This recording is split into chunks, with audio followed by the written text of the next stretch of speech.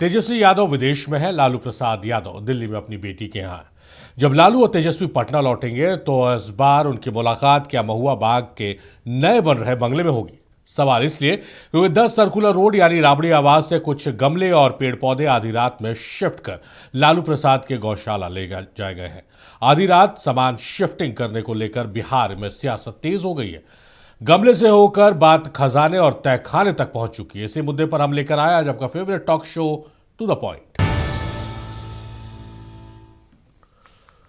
तो काफी हो हंगामे के बाद अब जाकर लालू परिवार का 10 सर्कुलर रोड स्थित आवास खाली हो रहा है, लेकिन इस पर भी सियासी बवाल शुरू हो चुका है। जेडीयू प्रवक्ता नीरज कुमार ने बंगले से सरकारी सामानों की चोरी की आशंका जताई है। नीरज कुमार ने तो तंज कसते हुए यह भी कह दिया है कि कहीं टोटी भी खोल कर ना ले जाए। वही आरजेडी ने इस पर पलटवार किया है। राबड़ी देवी के आवास से खाली किए जाने का मसला सियासी विवाद में तब्दील होता जा रहा है। जेडीयू प्रवक्ता नीरज कुमार ने लालू परिवार की गैर मौजूदगी में 10 सर्कुलर रोड से सामान बाहर निकलने पर कई तरह की आशंका जताई है। उनका कहना है कि अंदर तहखाना हो सकता है, कहीं ऐसा तो नहीं कि कोई खजाना छुपाया गया था जिससे रात में चुपचाप निकालना पड़ा। इसलिए लालू परिवार की गैर मौजूदगी में सामान निकाले जाने पर संबंधित विभाग को निगरानी रखनी चाहिए। सवाल है कि अगर रात में वहां कोई गाड़ी निकल रही है तो लगता है नहीं मालूम है तेजस्वी जी के घर पर तो कोई है नहीं। अरे सीसीटीवी कैमरा लगा हुआ है। अगर आप गमला भी ले जाना है तो कैसे गमला ले जाइएगा आप? वो सरकारी बंगला का गमला है तो बंगला का गमला आप हटा दीजिएगा। ये अधिकार किसने दे दिया है? हमने पटना नगर निगम से यह अपेक्षा की है कि वह उन तमाम तथ्यों को देखे, बिल्डिंग का उद्यान विभाग देखे कि जो बंगला में गमला दिया गया वो गमला सुरक्षित है कि नहीं, ये गमला चोरी हो रहा है। अगर चोरी हो रहा है तो लालू जी के लिए भी चिंता का विषय है कि कोई घुसा हुआ है।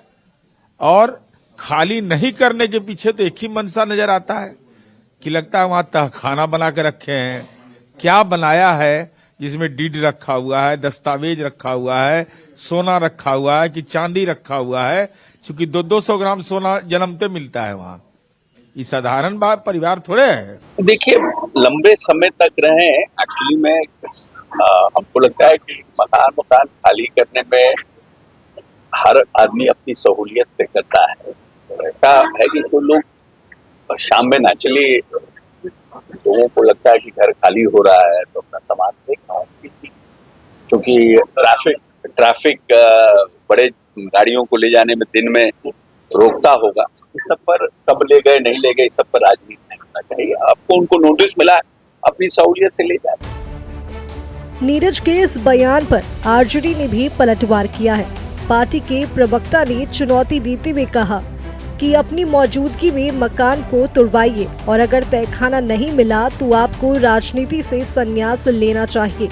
उन्होंने रात के अंधेरे में पौधे ले जाने पर कहा कि जो पौधे ले जाए गए वो सब नर्सरी से मंगाए हुए पौधे थे। अब जिस तरह से 10 नंबर के आगे जमकड़ा लगा करके आने जाने वाले लोगों का आप स्क्रीनिंग करते हो और सबको खबर का हिस्सा बनाते हो, यह ठीक नहीं है लोकतंत्र में। यह लोकतंत्र का स्तंभ नहीं माना जाता है इस तरह की प्रक्रिया को। अब जाते हैं गौशाला पहुंच जाते हैं, निजी आवास पहुंच जाते हैं, और दल के भी नेता है ना, और दल के भी लोग हैं। कई सरकारी आवास हैं जिसमें अनधिकृत तौर पर लोग अभी भी रह रहे हैं, बड़े बंगले हैं, उस पर चर्चा क्यों नहीं होती है? कुछ लोग तो कह रहे हैं कि 10 नंबर में तहखाना बना हुआ है। अब डेट निर्धारित कर दीजिए, सरकारी आदेश निकलवाइए और मौजूदगी में तोड़वाइए, और आपको लेना पड़ेगा, शपथ लेना पड़ेगा। अगर कुछ नहीं निकला तो आपको राजनीतिक जीवन से संन्यास और इस्तीफा भी करना पड़ेगा। पूर्व मुख्यमंत्री राबड़ी देवी का आवास ऐसे समय में खाली किया जा रहा है जब लालू यादव और तेजस्वी यादव दोनों फिलहाल पटना से बाहर हैं। ऊपर से रात के अंधेरे में खाली किए जाने से सत्ता पक्ष को एक मौका मिल गया है। इनका सवाल है कि अगर सब कुछ नियम के मुताबिक था तो दिन के उजाले में क्यों नहीं ये काम हो रहा है। जो वीडियो आया था उस वीडियो में यह था कि कुछ पेड़ पौधे ले जा रहे हैं। सवाल यह है कि क्या उद्यान विभाग इस पूरे मामले को देख रहा है? नगर निगम को भी देखना चाहिए। उन्होंने कहा कि आखिर आवास क्यों नहीं छोड़ रहे हैं, क्या तहखाना है, सवाल सीधा है, निश्चित तौर पर सरकार पूरे मामले को देखेगी। एक नया विवाद जदयू के प्रवक्ता नीरज कुमार ने पूरे मामले पर उठा दिया है। अपने सहयोगी वीडियो जर्नलिस्ट मुकेश के साथ मरकब आलम, नक्षत्र न्यूज, पटना।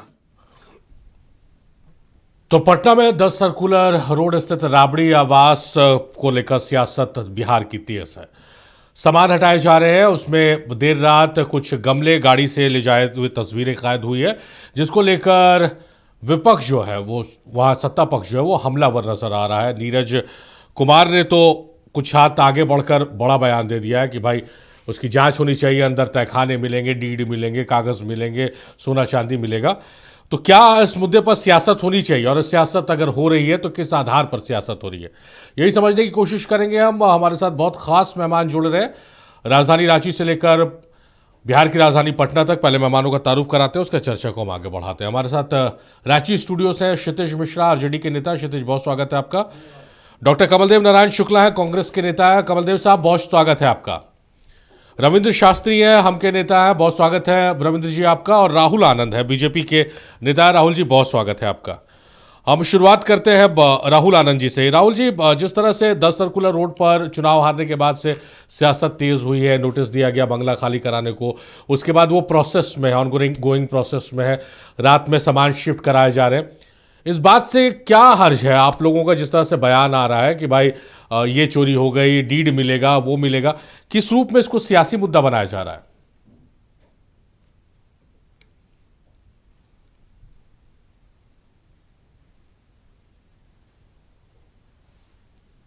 राहुल जी, माजरत चाहेंगे, आपकी आवाज़ नहीं आ रही, कुछ टेक्निकल खामियों की वजह से हम उसे दुरुस्त करके लौटते हैं आपके पास। रविंद्र जी का रुख करते। रविंद्र जी, वही सवाल आपसे है। आवाज आ रही है इब्राहिम जी? अच्छा राहुल जी, आवाज़ आ गई आपकी। जी जी जी। एक्चुअली माफ कीजिए, वो टेक्निकल इशू।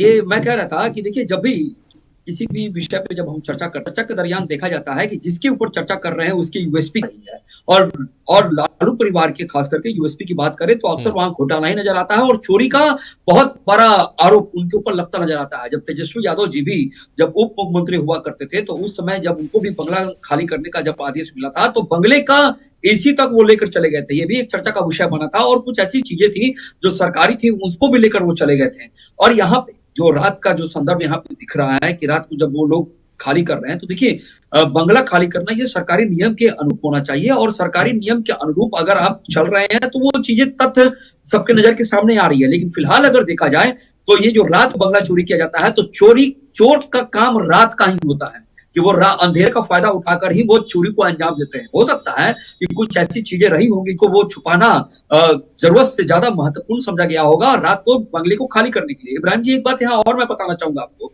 कि देखिए, ये कोई नई बात नहीं है। लालू प्रसाद जी 90 से लेकर 2005 तक उनके परिवार ने राज किया है, और बीच में उन्होंने छल बल कल से राज करने का काम किया है। तो उस समय भी नीतीश जी ने कई तरह के आरोप लगाए थे कि ये कमाई का एक अड्डा उन्होंने खाली चालू कर दिया था, हम मना करते थे और ये मानते नहीं थे, और कई तरह के थे, और जिसका वो खंडन नहीं कर पाए, और जिसकी वजह से आज वो सत्ता से बाहर है और जनता ने उनको नकार दिया है। अगर सच में चोरी नहीं हुआ था तो फिर तेजस्वी यादव जी ने इस बात को कैसे स्वीकार किया पब्लिक डोमेन में कि जब मुझे संपत्ति मिली थी तो उस समय मेरी उम्र बहुत कम था, नहीं वो संपत्ति कहां से आई थी? अगर सच में ये चोरी नहीं हुआ था तो फिर ये जो दिल्ली कोर्ट में जो केस चल रहा है वो किसके खिलाफ चल रहा है और क्यों चल रहा है, और वो एडमिट भी हो गया और प्रोसेस में आ गया ये क्यों चल रहा है। अगर सच में अगर परिवार साफ रहा है और है तो फिर ये जो चोरी और सीनाजोरी की जो बातें की जाती है इसको स्पष्ट क्यों नहीं कहते हैं? उस बंगले के ऊपर चर्चा। अच्छा राहुल जी, एक चीज बताइए, मेरी जानकारी को थोड़ा दुरुस्त कर दीजिए। ये जो आप एसी चोरी की बात कर रहे हैं या बंगला खाली करने समय जो सरकारी बंगले से चीजें मिसिंग थी, उसको लेकर आप लोगों ने केस किया या कोर्ट में केस चल रहा है, क्या है वो पूरा मामला क्या है? देखिए, ये सरकारी अनुसंधान का विषय है, और जब ये चर्चा हुई थी तो उस समय इसके ऊपर, जैसे आज भी हमारे जो प्रवक्ता हैं जो एनडीए के जो अलायंस के साथी हैं उन लोगों ने भी एक बात कही जिसमें उन्होंने कहा कि नियम के अनुरूप होना चाहिए। उद्यान विभाग जो है बिहार का, नहीं, तेजस्वी पे जो आपने आरोप लगाया तेजस्वी यादव पे, तो क्या आप लोगों ने एफआईआर दर्ज की थी तेजस्वी यादव पे, चोरी का एफआईआर, चोरी की धाराओं को सामने रखकर? देखिए, ये मीडिया के अंदर इसके ऊपर बयानबाजी हुई थी और ये आग्रह किया गया था उसके संबंधित विभाग से कि आप जाकर वहां जांच करिए और पता करिए कि क्या सच में जो चीजें दिखाई जा रही है वो उसके अनुरूप है या फिर निकाल कर लेके गए हैं। ठीक उसी प्रकार जो नीरज जी ने जो आज बयान दिया है, नीरज जी ने बयान बात को कहा है कि जो जिसका विभाग रहा है वो जाकर नहीं नहीं, राहुल जी जांच राहुल जी करे राहुल और जी पता राहुल जी करे देखिए, आप कि वहां यंग पे हैं, क्या अच्छा बोलते हैं, सच में लेकिन किसी चोरी किसी हो रही है। लीडर ऑफ ऑपोजिशन है, उनके खिलाफ आप नाम लेके नक्षत्र न्यूज के डिबेट में आप बोल दे रहे हैं कि चोरी करके चले गए थे। तथ्यों के आधार पर बोलिए, अगर चोरी किया है तथ्यों के आधार पर बोलिए, हम भी आपके साथ बोलेंगे कि हाँ हमारे पास FIR है, हमारे पास दस्तावेज है, चोरी किया है। लेकिन किस तरह से किसी की छवि धूमिल होती है। बहरहाल लौटते हैं आपके पास। एक बार हम रविंद्र जी का रुख कर लेते। रविंद्र जी, जिस तरह से जो सियासत हो रही है बिहार में, बहुत सारे ऐसे मुद्दे हैं जिस पर सियासत होनी चाहिए, जिस पर चर्चा होनी चाहिए। इस मुद्दे पर चर्चा हो रही है कि बंगला खाली कर दिया, रात में गाड़ी लेकर निकल गए, गमले लगे हुए थे, उसमें तहखाना है, सोने जेवरात है। क्या चल रहा है बिहार में? बहुत बहुत धन्यवाद इब्राहिम जी आपका। और देखिए, एक चीज़ समझ लीजिए, अगर भवन निर्माण विभाग ने उनको नोटिस दिया है कि आवास को खाली करना है, तो हम चाहते हैं कि उनका जो कद है, व्यक्तित्व, उसके अनुसार स्वतः लेटर के अनुसार आवास को खाली कर देना चाहिए, उसमें विलंब नहीं करना देना चाहिए। लेकिन देख रहे हैं कि जो तस्वीरें सामने आ रही है कि वो पेड़ पौधे जो भी है गाड़ी से जा रहा है, तो ये उद्यान विभाग का मामला है। अगर जिस सरकारी बंगले में किसी चीज़ का कमी होता है या कोई चीज़ वहाँ से गायब होता है, चाहे जिस चीज़ को देख लीजिए, सोफा होता है, बिजली से संबंधित होता है, उद्यान से संबंधित होता है, जो भी मामले हैं वो देखना चाहिए विभाग को भी। अगर उसमें कहीं कुछ गायब रहता है या कुछ त्रुटि होता है या कुछ मामला उसमें बनता है, तो वो मामला को बना करके उस पर हम लोग देखेंगे उसमें क्या गायब है। चूंकि अभी तो खाली हो रहा, नजर आ रहा सामने। नहीं, ठीक है, बहुत अच्छी बात आप कह रहे हैं, बहुत अच्छी बात कह रहे हैं रविंद्र जी आप, कि उसको देखेंगे कि क्या कुछ गायब हुआ। लेकिन उसकी जांच से पहले ही आप लोग आरोप लगाने लग रहे हैं। और RJD के प्रवक्ता ने बयान दिया है कि भाई नर्सरी से कुछ पौधे मंगाए गए थे, वो दूसरे आवास में शिफ्ट करने के लिए हम लेके चले गए उसे। तो इस तरह से इस मामले को तूल देना, बोल देना तहखाना, सोना, पैसा, डीड, कागज। आरोप हम और आप क्या लगाएंगे? ये तो न्यायालय, उनको बहुत तरह के आरोप उन पे लगा हुआ है, न्यायालय के ऊपर से ही लगा हुआ है। तो न्यायालय को कहने दीजिए ना चोर, न्यायालय को चोर कहने दीजिए। अगर इस तरह हम और आप क्यों कहेंगे? उद्यान अगर जा रहा तो ये नहीं जाना चाहिए। हाँ, तो सच बोलना ही चाहिए ना। आरोप तो है उनके, और भ्रष्टाचार के तो आरोप है। तो आरोप और आरोपी और दोषी दो अलग अलग चीज होती है रविंद्र जी। आरोप है, ठीक है। तो अभी जो तस्वीरें सामने आ रही, कैमरा पे देख रहे हैं आपके माध्यम से, कि वो जो मामला उद्यान विभाग का भी बनता है, अगर वहां से कुछ इस तरह का मामला नहीं गायब होना चाहिए कि मामला बने, तो अभी तो देखना है पूरा खाली हो जाए, उसके बाद ही हम लोग को पता चलेगा ना कि उसमें क्या गायब हुआ नहीं हुआ है। लेकिन संभावना तो बन रहा है, तस्वीरें से सामने नजर आ रहा है कि कहीं ना कुछ मामला बनेगा ही, निश्चित रूप से बनेगा। चाहे देखिए बहुत सारे गमला गायब हो रहे हैं, पेड़ सहिते जा रहे हैं, सब ये सब तो देखने का चीज, तस्वीर दिखाई दे रहा है। ये झूठ बोल रहे थोड़ी कोई, आप झूठ इसको नकार नहीं सकते। जब जा रहा है वहां से निकल के, तो निश्चित रूप से मामला बनेगा ही। चलिए, कमलदेव साहब का रुख करते हैं। कमलदेव साहब, इस पूरे घटनाक्रम में अशोक चौधरी का बयान है, मुझे बहुत अच्छा लगा अशोक चौधरी का बयान। विपक्ष में है, सत्ता पक्ष में अपने विपक्षी पर हमला करना मतलब एक ट्रेंड होता है, लेकिन उन्होंने कहा कि भाई रात के अंधेरे में इसलिए ले जाया जा रहा है कि बड़ी गाड़ी है। कमलदेव साहब, मेरी आवाज जा रही है आप तक कि आवाज में कुछ समस्या हुई है? कनेक्ट हो जाएगा। कमलदेव साहब, मेरी आवाज मिल रही है क्या कमलदेव साहब आपको? अच्छा, चलिए क्षितिज का रुख करते हैं। क्षितिज, वही सवाल आपके पास भी लेकर आ रहे हैं। इस पूरे मामले में मुझे अशोक चौधरी का बयान अच्छा लगा कि भाई रात के अंधेरे में इसलिए बड़ी गाड़ी से ले जा रहे हैं कि सुबह ट्रैफिक की दिक्कत होती है, ट्रैफिक की समस्या होती है, तो इसमें सियासत नहीं होनी चाहिए। मैं अप्रिशिएट करता हूं अशोक चौधरी के उस बयान को। आप किस रूप में देख रहे हैं इन आरोपों को? कुछ गरीब और गिरे हुए, गरीब नहीं, कुछ गिरे हुए मानसिकता के लोग होते हैं राजनीति में। हमें लगता है वो दोनों प्रवक्ता बैठे, इसलिए मैं कह रहा हूं क्योंकि आप राज्य के नेता प्रतिपक्ष, जिनको कि जनता ने चुना है, उनके विषय में इस प्रकार की गिरी हुई बात अगर आपके चैनल पर, मुझे बहुत अच्छा लगा कि आपने उनको टोका और बिना तथ्यों का। अगर इनके पास हिम्मत है, मैं चैलेंज करता हूं लाइव डिबेट में, तो वो कागज दिखाइए, क्योंकि आपने भेजा था ना, इन्होंने कहा कि हमने कहा था कि इसकी जांच करे, तो आपके जांच टीम ने क्या क्या जांच किया और वो रिपोर्ट हमारे सामने रखी। और नहीं रखने का हिम्मत है तो माफी मांगिए राहुल आनंद जी। क्यों? क्योंकि आप एक संवैधानिक पद पर बैठे हुए व्यक्ति पर झूठा आरोप लगा रहे हैं और ये अच्छा नहीं लगता है, ये शोभा नहीं देता है। लेकिन आपकी ये तुच्छ गिरी हुई मानसिकता की राजनीति करने की आपकी आदत है और आप कर रहे हैं। सारिक जी, अगर पौधा का बात करें तो कई सारे पौधा, हम भी जब मिलने जाते हैं तो उनको पौधा गिफ्ट किया जाता है, लोग उनको पौधा देता है, रखता है। कई सारे पौधे होते हैं जो गिफ्ट में मिला हुआ रहता है। और राबड़ी जी पौधों से बहुत जुड़ी हुई हैं। आपने देखा होगा वीडियो में किस तरह वो खुद से खेती करती हैं, खुद से बहुत सारी चीज़ें उगाती हैं और वो अपना सब्जियां लगाती हैं। तो लोगों का भावना जुड़ा होता है। और ये अदानी को पेड़ पौधा बेचने वाला आदमी इसको नहीं समझ सकता है, पेड़ पौधा की क्या वो होती है। अरावली जंगल को, अरावली पहाड़ के जंगलों को काटने वाला व्यक्ति इस चीज को नहीं पहुंच समझ सकता है, जो अपनी मां के नाम पर एक पेड़ लगाता है और करोड़ों पेड़ को अदानी को दान में दे देता है। वो व्यक्ति कभी नहीं समझ सकता है कि पेड़ पौधे से क्या कनेक्टिविटी होती है। तो वो पेड़ पौधा अगर ले जाया जा रहा है तो इसमें अगर कोई राजनीति कर रहा है तो इसका मतलब साफ है कि ये जो बिल्डिंग का नोटिस, ये जो घर खाली करने का नोटिस दिया गया है वो इसीलिए दिया गया था ताकि ये लोग राजनीति करते रहें। अच्छा, और राजनीति विराम लगाया जा सकता था। आप कह रहे हैं ना कि कोई भी मिलने जाता तो पेड़ पौधा लेकर जाता है गिफ्ट देने के लिए। तो लालू प्रसाद या राबड़ी देवी तो कोई छोटी शख्सियत है नहीं, जहां भी रहेंगे वहां पर उनको लोग मिलने जाएंगे, वहां पर उनको देते हैं। तो वहां से ले जाने, अब राजनीति का करने का मौका तो आप लोगों ने दिया ना। क्यों, कैसे मौका दे दिया सारे? हमने कह रहे हैं ना कि पेड़ों से हमारी कनेक्टिविटी होती है। वो सारे पेड़ आप देखिए, बड़े बड़े पेड़ हैं, कितने दिनों में वो पेड़ बड़ा हुआ होगा, उनको पानी देकर के सींचा गया होगा। क्या उस पेड़ को ले जाने का अधिकार नहीं है हमको? और अगर हमको अधिकार नहीं है तो हिम्मत है तो करो ना केस।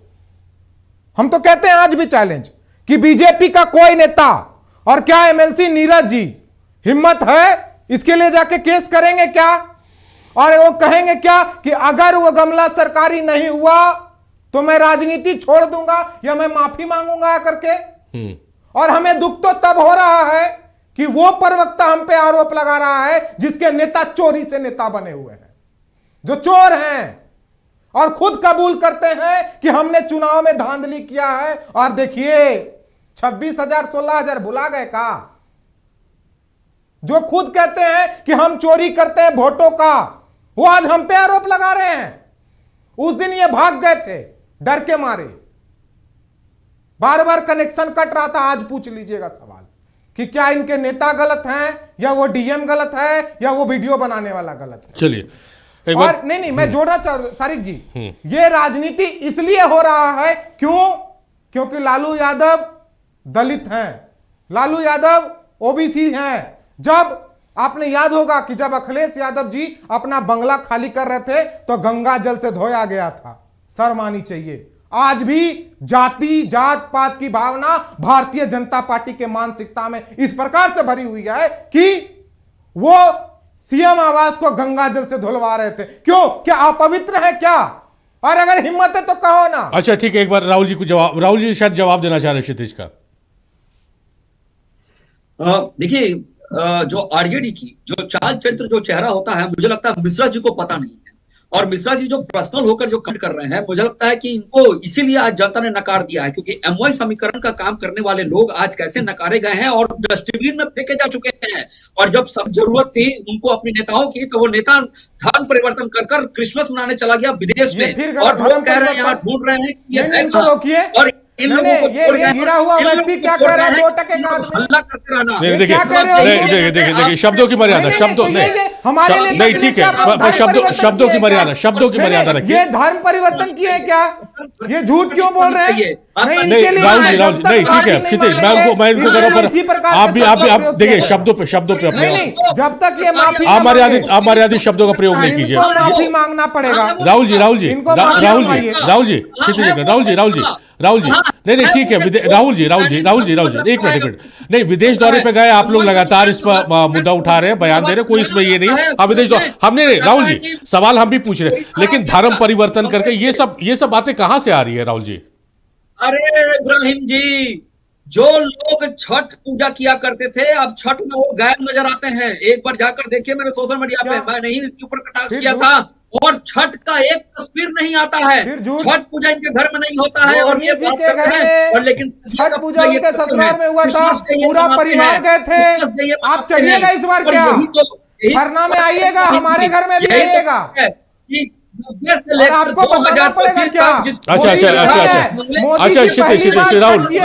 अच्छा दोनों मेहमान तारिक जी को माफी मंगवाइए, जो बोले हैं क्या तेजस्वी यादव ने धर्म परिवर्तन किया है क्या? ये एक सबूत यहाँ दे, और क्या एसी चुराया है क्या? इसका भी सबूत दीजिए। आरजेडी चोर है, झूठा व्यक्ति। आरजेडी वाले चोर हैं। झूठे व्यक्ति अच्छा, हैं आप। क्षितिज। आपको जनता देख रही नहीं, सारिक जी झूठ नहीं बर्दाश्त अच्छा ठीक है, आप अपने समय में उनको झूठा साबित कीजिएगा, उनके झूठ को पर्दा खोलिएगा। एक बार अब लौटते हैं, राहुल जी आपके पास लौटते हैं, कमलदेव साहब का रुख करते हैं। कमलदेव साहब बहुत पेशेंस से सबकी बातें सुन रहे हैं। कमलदेव साहब क्या हो रहा है, बिहार की राजनीति में मुद्दों की कमी हो गई है क्या? इस तरह के मुद्दे आ रहे हैं, बिहार के विकास की बात होनी चाहिए, बिहार कैसे विपक्ष और सत्ता पक्ष दोनों के तालमेल से आगे बढ़ेगा? बताइए, गमला लेकर जा रहे हैं, फूल चोरी कर दी। नीरज जी का तो बयान मैं सुनकर अचंभित रह गया कि भाई तहखाना, डीड, सोना, क्या क्या बोल दिया उन्होंने। किस रूप में देखते हैं आप इस पूरे बयान को, इस पूरे मामले को? इब्राहिम जी, आप कहे कि लगता है कि बिहार में पॉलिटिकल इशू समाप्त हो गया है, जनता का इशू समाप्त हो गया है। हमको तो लगता है कि मीडिया चैनल को भी डिबेट का इशू समाप्त हो गया है। राबड़ी जी का आवास खाली हो रहा है, ये कोई डिबेट का इशू हो सकता है क्या? डिबेट का इशू हम नहीं बनाते हैं ना, हम बयानों पे बनाते हैं। बयान जो आया नीरज जी का, कमल जी नहीं, आप हम पे उंगली उठाइएगा तो हम तो जवाब देंगे ना कमल जी। नहीं, आप हम पे उंगली उठाइएगा तो हम जवाब देंगे, हम तो सुनेंगे नहीं। जो बयान आया उस बयान पे हमने डिबेट के उस मुद्दे पर लाया, और हम भी नहीं, पूरी बात सुन लीजिए। आपने जब उंगली उठाया तो पूरी बात आपको सुनना होगा। कमलदेव साहब, हम भी वही बोल रहे हैं, हम भी वही बात बोल रहे हैं कि भाई ये मुद्दा नहीं है, ये मुद्दा नहीं है। एक एक जवाब देंगे, आप उठाइए जी। चौथा स्तंभ है मीडिया। आज जिस ढंग से बिहार में हत्याएं हो रही है, गृह मंत्री जी बड़े बड़े बयान दे रहे हैं, डेली हत्याएं हो रही है, चोरी हो रही है, मर्डर हो रहा है, मंदिर से आभूषण माता का चोरी हो जा रहा है। यह डिबेट का इशू नहीं है। राबड़ी जी का आवास खाली हो रहा है, डिबेट का इशू हो गया। कमलदेव साहब, आपकी याददाश्त कमजोर है। अभी परसों हम लोगों ने बिहार के बढ़ते अपराध पर डिबेट किया था, आप हमारे मेहमान थे, आप भूल कैसे सकते हैं इसको? हाँ थे, बताइए। हम बता रहे हैं, उसमें बहुत सारा बिंदु था। इब्राहिमी जी 25 तारीख को इस देश के विभिन्न राज्यों में क्रिश्चियन जो क्रिसमस डे है, जी जी, पहली बार नहीं मनाया जा रहा था। पूरे देश में आप देखे होंगे कि बीएचपी और बजरंग दल के लोग क्रिसमस डे मनाने पर रोक लगा रहे थे, लोगों को रोक रहे थे। और वहीं प्रधानमंत्री जी जाकर पूजा कर रहे थे। तो ये ड्यूअल कैरेक्टर क्या डिबेट का इशू नहीं हो सकता है? इस देश में रुपया का अवमूल्यन हो रहा है, डॉलर 92 रुपया तक पहुंच गया है। यह डिबेट का इशू नहीं हो सकता है क्या? पलायन, बेरोजगारी, मनरेगा जैसे स्कीम को समाप्त करने का षड्यंत्र, राइट टू एम्प्लॉयमेंट को समाप्त करने का षड्यंत्र, आरटीआई को कुंड करने का षड्यंत्र, यह डिबेट का इशू नहीं हो सकता है क्या? अब रही बात जदयू के प्रवक्ता बड़े भाई नीरज जी का, तो नीरज जी तो अपने बयानों से बिहार सरकार के इंटेलिजेंस, प्रशासन और सिस्टम पर ही प्रश्न उठाया है। चूंकि राबड़ी जी का आवास एक साधारण एमएलए एमपी का आवास नहीं है, वह परिवार उस आवास में 2006 से रह रहा है, और निश्चित रूप से आवास आवंटित होता है तब आवास विभाग इन्वेंट्री बनाता है। जो वन विभाग है वह भी इन्वेंट्री गमला का बनाता है। तो आप जांच कर लेते, जाने के बाद कि ये चीज उसमें नहीं है, एफआईआर करते। बिना एफआईआर किए हुए इस ढंग की बातें करना एकदम बेतुकी है, और यह बताता है कि एनडीए के पास अपने कामों के संदर्भ में बयान देने के लिए कोई काम हो ही नहीं रहा है, इसलिए कोई इशू नहीं है। चलिए, मैं चैलेंज करता हूं, एक सेकंड इब्राहिमी जी, मैं चैलेंज करता हूं कि नीरज जी बड़े सुलझे हुए लोग हैं, पढ़े लिखे लोग हैं, और ग्रेजुएट कंस्टिट्यूएंसी से एमएलसी हैं वर्षों से, वे एफआईआर करें, उनका पुलिस प्रशासन जांच करे और बतावे कि तेजस्वी जी की अनुपस्थिति में, लालू जी की अनुपस्थिति में रात में कोई सामान गया तो ई सामान जो है भवन निर्माण का नहीं है और वन विभाग का नहीं है। बिना अच्छा, एफआईआर किए हुए, बिना जांच कराए हुए अपने जज बन जाइए, यह कहां का डेमोक्रेसी? अच्छा चलिए कमलदेव साहब, एक सवाल है आपके नीरज लिए। जी जांच करावे, आपके लिए एक सवाल है कमलदेव साहब। नीरज जी में दम है तो एफआईआर करें। हाँ ठीक है कमलदेव साहब, आपने बहुत सारे मुद्दे बताए, हमको सजेस्ट भी किया कि डिबेट का ये सब इश्यू हो सकता है। बढ़ते अपराध, क्रिसमस का विरोध, मनरेगा का नाम बदलना और डॉलर का जो मामला चल रहा है। एज अ विपक्षी पार्टी आप लोगों ने इन मुद्दों में से कौन सा एक ही मुद्दा बताइए जिसको लेकर आप लोग सड़कों पे उतरे। जेएमएम झारखंड मुक्ति मोर्चा यहां आप लोग के साथ गठबंधन में है। मनरेगा के खिलाफ आज जो नाम बदला गया उसके खिलाफ उन लोगों ने आंदोलन किया, राज्यव्यापी आंदोलन किया। आप लोग आंदोलन करते नहीं है, सिर्फ डिबेट में आप लोग आंदोलन ढूंढ रहे हैं। तो क्या डिबेट से ही सत्ता चलेगी, विपक्ष की बातें आएगी सामने? डिबेट में हम लोग आंदोलन नहीं खोज रहे हैं। और मनरेगा पर आप ही देखे होंगे आज सीडब्ल्यूसी के बैठक में, देखिए इब्राहिमी जी, सीडब्ल्यूसी के बैठक में कांग्रेस ने डिसीजन लिया है कि मनरेगा पर पूरे देश में यह आंदोलन चलाया जाएगा। एक सिस्टम से हमारे यहाँ काम होता है और पार्लियामेंट में भी इस इशू पर जम के बातें रखी गई अपना। लेकिन बात वहां रखिएगा ना जहां डेमोक्रेटिक सिस्टम में काम होता हो, जहां हाउस में कुछ कहने के लिए आपको कुछ कहिएगा, कार्रवाई करने वाला अपने हिसाब से कार्रवाई करेगा। लेकिन विपक्ष का काम है कहना, कह रहा है। मैं ये जानना चाहता हूं, अभी हम के प्रवक्ता जी कह रहे थे कि जो सच बात है वो कह दिया जाता है। तो सच बात तो मांझी जी ने भी कहा था कि यह सरकार एस्टीमेट घोटाला की सरकार है। मांझी जी ने भी सच बात कहा था कि 2020 में 2700 वोट से हार गए थे, हम डीएम को फोन करके उनको जितवा दिया। 1600 वोट से हारने नहीं देते अगर हमको वो फोन करते हैं। और मैं इब्राहिमी जी, रोहतास गढ़ का रोपवे जो है, आज ट्रायल के समय ही उसका पिलर गिर गया, रोपवे गिर गया। यह डिबेट का इशू नहीं है, इस पर चर्चा नहीं हो रही है। रोपवे गिरा, उस पर सरकार ने एफआईआर किया? नहीं किया। तो आखिर क्यों नहीं किया? यह कमीशन खोरी का मामला है। और जब माननीय जीतन राम मांझी जी ने जो कमीशन खोरी का बात उठाया है विधायक और सांसदों पर, यह बात सत्य है। अभी शास्त्री जी ने कहा कि वो सच बातें हैं, तो सच बातें तो कहा जाता है, तो उस पर तो जांच होनी चाहिए। अगर दम है, राहुल जी बीजेपी के प्रवक्ता हैं, प्रवक्ता के रूप में राहुल को हम कुछ कह सकते हैं, लेकिन राहुल को राहुल के रूप में हम कुछ नहीं कह सकते हैं। लेकिन मैं आपके माध्यम से मांग करता हूं कि अगर एनडीए सरकार में दम है तो इस बिंदु का पहले जांच कराए कि 14 के बाद बीजेपी का पूरे देश के 800 जिला में 3 स्टार और 5 स्टार कार्यालय कहां के पैसा से बना, किन किन लोगों द्वारा वो पैसा दिया गया है। आरएसएस जिसका कहीं तक अभी तक निबंधन तक नहीं है, उसका 300 कार्यालय 14 से लेके अभी तक इन 11 वर्षों में कहां से बना, 3 स्टार होटल, 5 स्टार होटल के रूप में।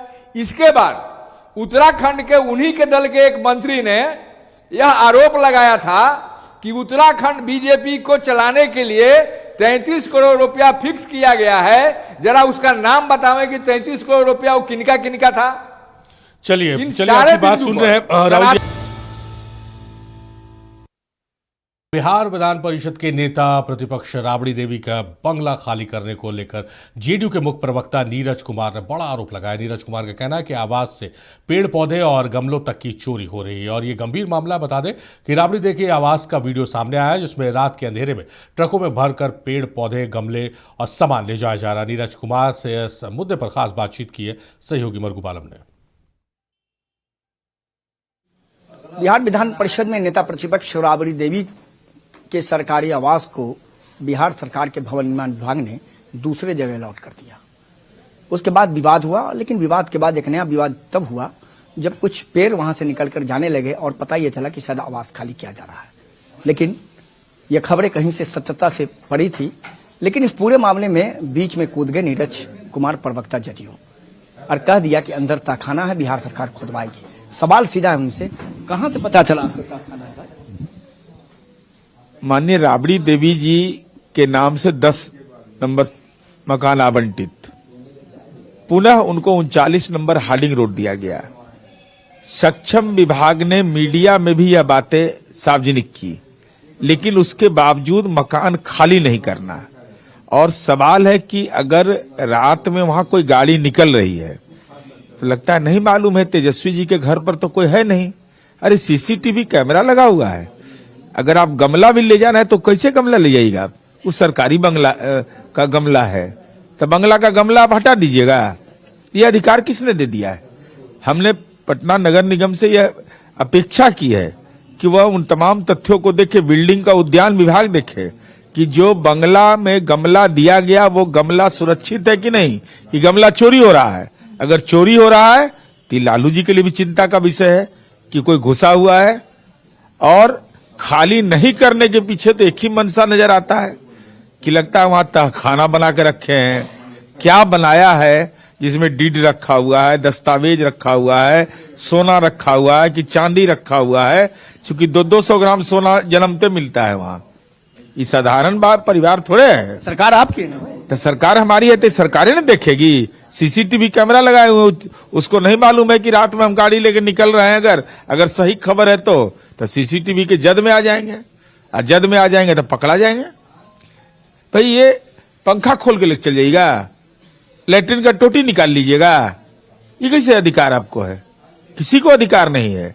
सरकार के द्वारा जो प्रयोग में लाए जाने सामान जो विधायिका में दिया जाता है वह सरकार की संपत्ति है। अपन धन से धन नहीं भरा था, सरकार के धन रख लीजिएगा। नीरज कुमार ने कहा कि जिस तरीके से जो वीडियो आया था उस वीडियो में यह था कि कुछ पेड़ पौधे ले जा रहे हैं। अब सवाल यह है कि क्या उद्यान विभाग इस पूरे मामले को देख रहा है? नगर निगम को भी देखना चाहिए। उन्होंने कहा कि आखिर आवास क्यों नहीं छोड़ रहे हैं? क्या तहखाना है? सवाल सीधा है। निश्चित तौर पर सरकार पूरे मामले को देखेगी। एक नया विवाद जदयू के प्रवक्ता नीरज कुमार ने पूरे मामले पर उठा दिया है। अपने से वीडियो जर्नलिस्ट मुकेश के साथ मरगुब आलम, नक्षत्र न्यूज, पटना। चलिए, तो जो जिसका हम जिक्र कर रहे थे कि नीरज कुमार ने क्या कुछ कहा उसको आपको सुनवा दिया। और फिर राहुल आनंद जी का रुख कर लेते हैं।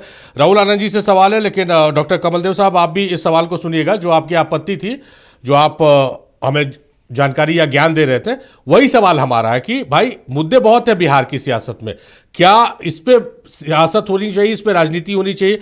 राहुल आनंद साहब, जो कमलदेव साहब कह रहे हैं, जो विपक्ष कह रहा है कि भाई बहुत सारे मुद्दे हैं, उन मुद्दों से ध्यान भटकाने के लिए इस तरह के मुद्दे खास करके सत्ता पक्ष एनडीए के नेता लाते हैं।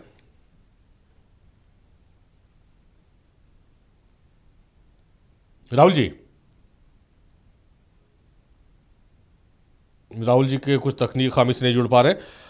रविंद्र जी का रुख करते। रविंद्र जी, वही सवाल आपके पास लेकर आ रहे हैं कि भाई मुद्दे बहुत है बिहार में, नेता प्रतिपक्ष नहीं है, किस तरह से बिहार की सियासत आगे चलेगी, किस तरह से सवाल जवाब होंगे, उन सब मुद्दों पर बात नहीं हो रही है। बात इन सब मुद्दों पर हो रही है। कौन क्या ले गया वो तो जांच का विषय, आप भी बोल रहे हो, वो बात जांच होगा। अगर कहीं खामी होगी, गलती होगी तो मीडिया के मार्फत सबको पता चलेगा।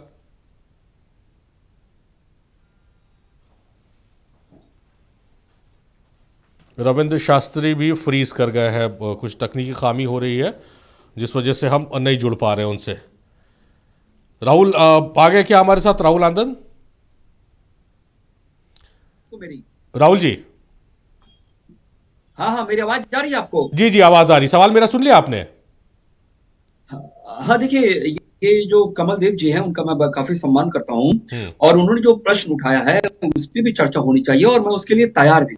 देखिए, उन्होंने जो डॉलर की बातें की है तो मैं आपको बता दूं, तार्किक रूप से एक उत्तर है, वो ये हो सकता है कि जब जापान और चाइना आगे बढ़ रहे थे, जब उनकी अर्थव्यवस्था आगे बढ़ रही थी, तो उनके भी जो पैसे थे वो बिल्कुल न्यूनतम स्तर पर चले गए थे। लेकिन आज देख लीजिए वो कैसी स्थिति में आ गई है। क्योंकि अगर देखे तो उन्होंने भी एक अनुमान लगाया है, जिस तरह से देश की जीडीपी की बात की जाती है, हर किसी ने अनुमान लगाया है कि भारत अनुमान से और तेजी से बढ़ रहा है। एक अच्छी पहल है। दूसरी बात मैं आपको बताऊं कि और जो जी राम जी के ऊपर जो चर्चा होनी चाहिए थी वो बिल्कुल होनी चाहिए थी, उस पर चर्चा हुई भी है, और मैं आपके चैनल पे भी उस पर किया हूँ।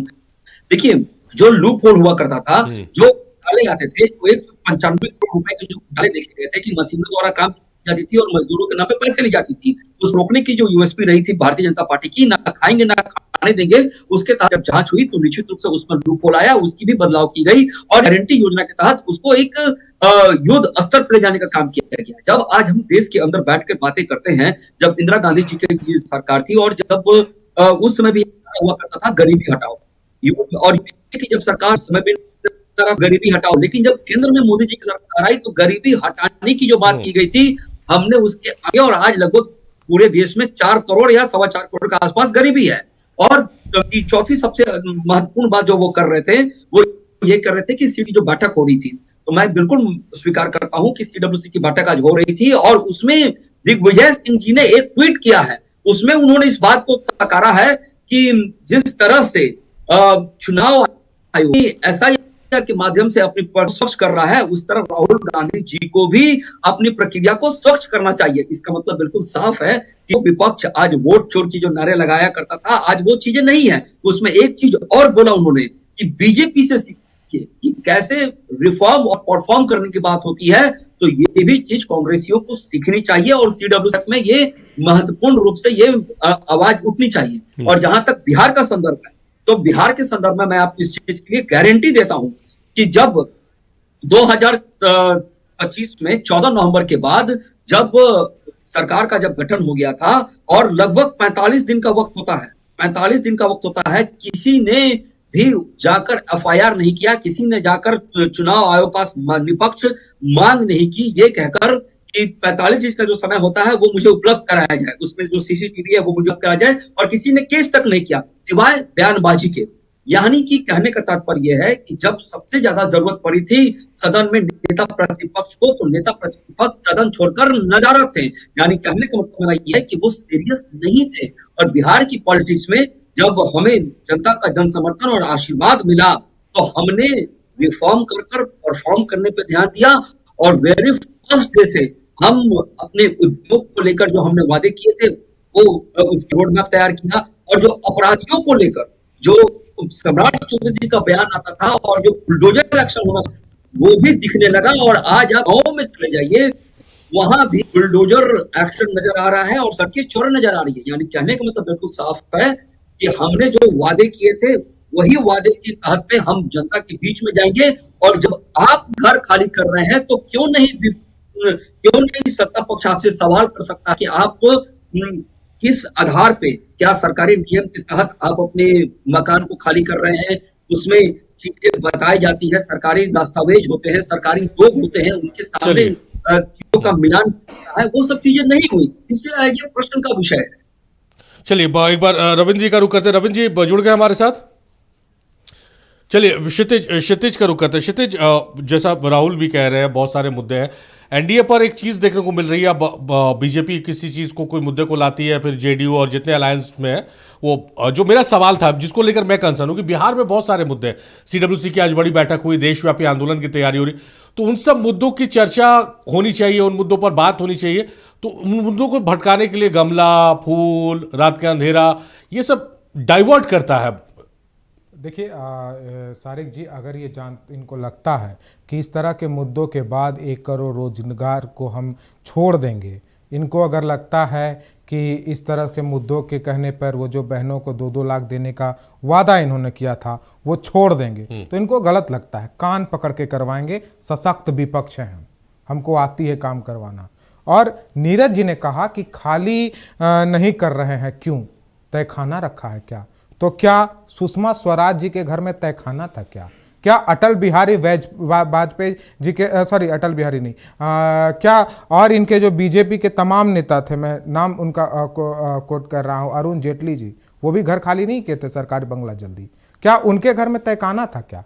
बिना जांच का सारिक जी, अगर ये जांच करवाते और हम ये पकड़ते कि नहीं इन्होंने चोरी किया है, तब ये डिबेट होता और तब ये ऐसा बयानबाजी करते तो लगता कि हाँ भाई चलिए ये सही कर रहे हैं। आपके हाथ में पुलिस है भाई, जांच करवाइए। आप कह रहे वन विभाग को हम कहेंगे तो मीडिया में आकर के कहिएगा का कि कहेंगे, लेकिन किसी नेता के उनका जो चरित्र, उनको धूलित करने का काम ये कर रहे हैं कि नहीं कर रहे हैं? कर रहे हैं। बीजेपी के प्रवक्ता बहुत ज्ञानवान प्रवक्ता है, सलाम करते हैं उनको। झूठ भी जबरदस्त बोलते हैं, इतने जबरदस्त झूठ बोलने वालों को हमने नहीं देखा था। इन्होंने कह दिया कि हमारे नेता जो है वो धर्म परिवर्तन कर लिए हैं, कि इनके पास अगर हिम्मत है तो ये प्रमाणित कर दे कि हमारे नेता धर्म परिवर्तन किए हैं। एक नेता का और बयान सुनाता हूं मैं, देखिएगा, सुन लीजिएगा और ये बताइएगा कौन नेता है। क्रिश्चियन कम्युनिटी के साथ तो मेरा संबंध कोई नया नहीं है, बहुत पुराना बड़ा आत्मीय नाता रहा है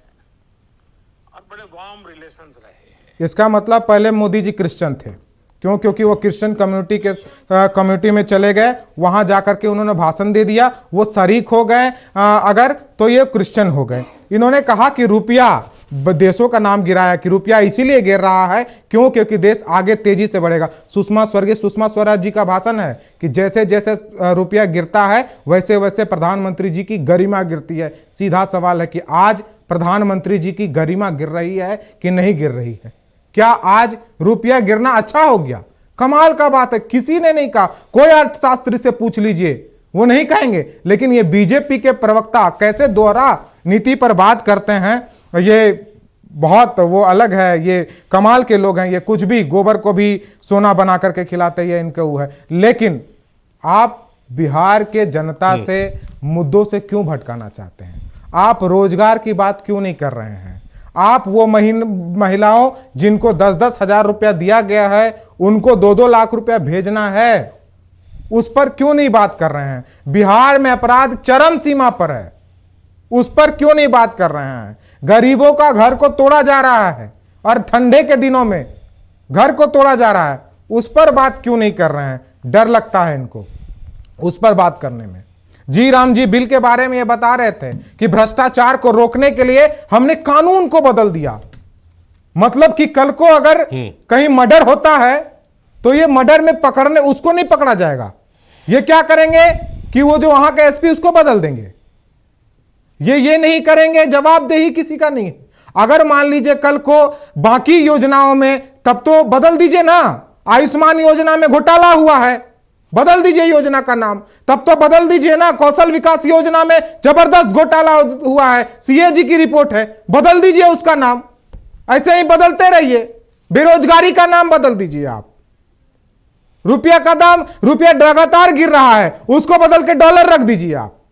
अगर यही वो है कि नाम बदल देने से सब कुछ ठीक हो जाएगा। जी राम जी बिल पर चर्चा नहीं हो रही है, लेकिन अगर आपने कहा है तो इस पर मैं वो कर रहा हूं। और आज मैं फिर कह दे रहा हूं, अगर बीजेपी के प्रवक्ता और बीजेपी, जदयू, एनडीए के तमाम नेताओं के पास हिम्मत है तो वो कीजिए। रामविलास पासवान जी 2009 में हाजीपुर से चुनाव हार गए थे, और जब उनसे खाली करवाया जा रहा था बिल्डिंग, तो यही लालू यादव जी हैं जिन्होंने कि समर्थन देकर के उनको राज्यसभा भेजा था और उनका बंगला बचाया था।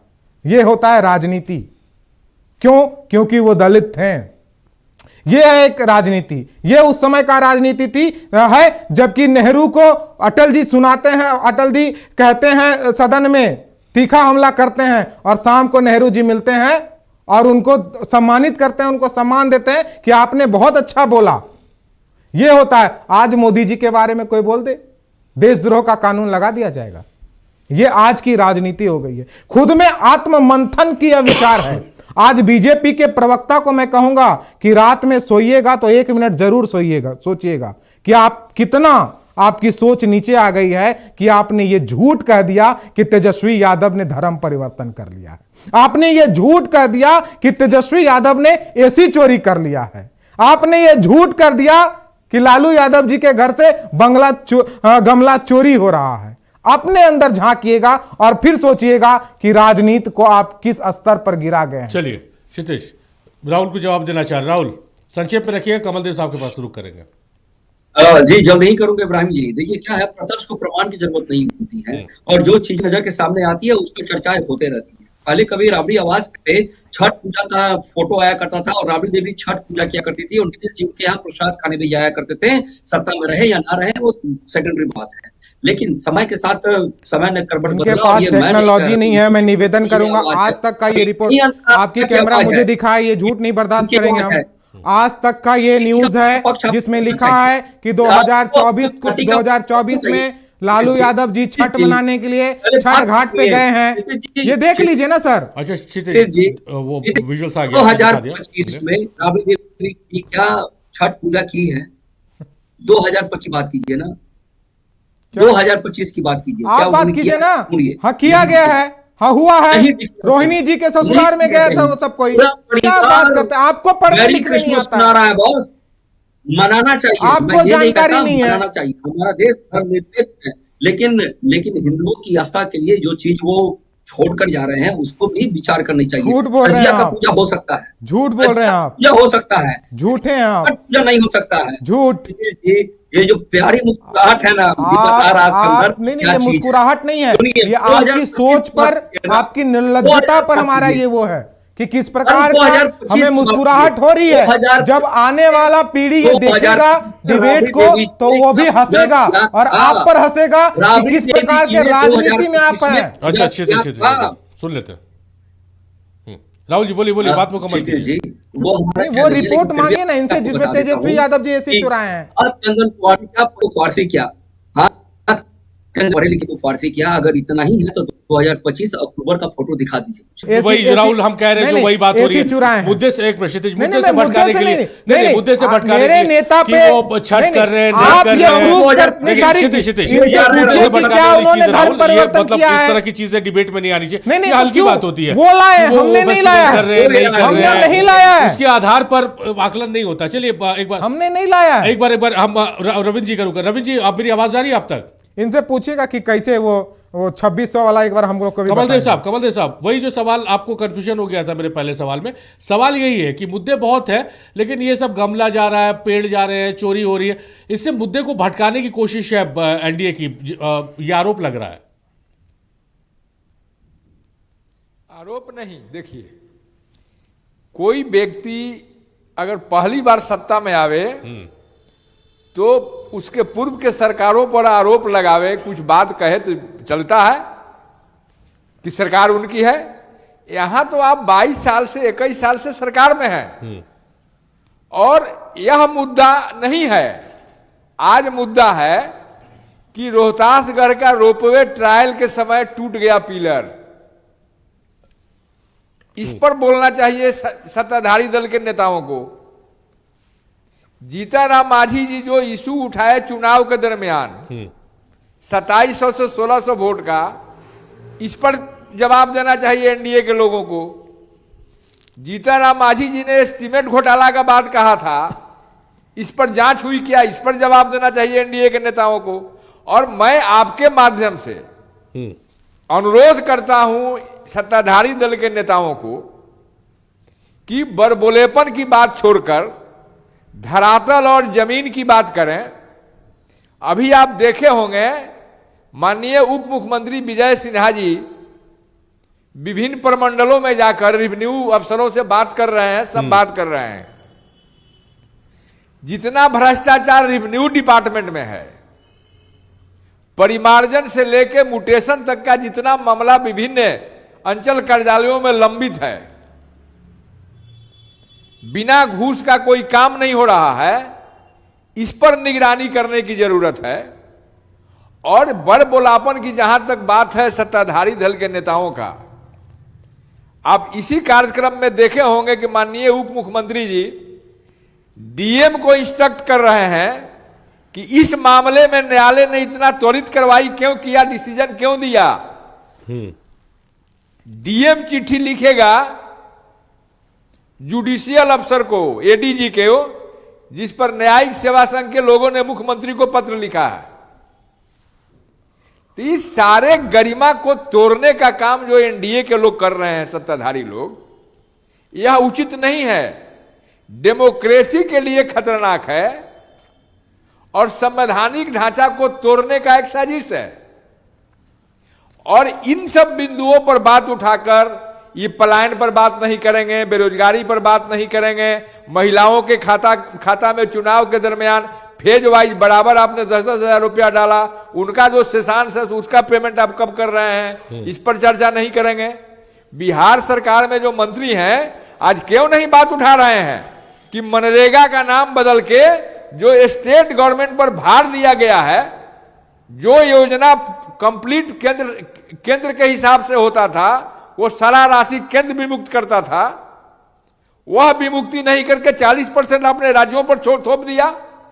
अब मनरेगा का सिस्टमेटिक ढंग से आप बजट काटते गए। गरीब विरोधी जो आपकी कार्रवाई है, इस पर वो लोग काहे नहीं बोल रहे हैं। बिहार सरकार के मंत्री बोले कि मनरेगा का जितना पैसा मेरे यहां बकाया है बिहार राज्य का, हमको दे दीजिए पहले, और हमारे ऊपर जो 40% का आप थोप रहे हैं भार, इसको हम नहीं मानेंगे, यह बात ये लोग नहीं करेंगे। चलिए, राहुल आनंद बीजेपी के प्रवक्ता है, नया लड़का है, सीखने की जरूरत है, पार्टी के हित में पक्ष रखना चाहिए डिबेट में, लेकिन कुछ आत्मा के बातों को भी सुनने की जरूरत है नेशनल इंटरेस्ट में। जो काम हो रहा है वो नेशनल इंटरेस्ट में नहीं है, संवैधानिक ढंग से नहीं हो रहा। चलिए और बोलापन हो रहा है। चलिए कमलदेव साहब, समय समाप्त हो गया है। बहुत शुक्रिया क्षितिज आपका, कमलदेव साहब बहुत शुक्रिया, राहुल आपका बेहद शुक्रिया, और हमारे साथ रविंद्र शास्त्री भी जुड़े थे, उनका भी बेहद शुक्रिया।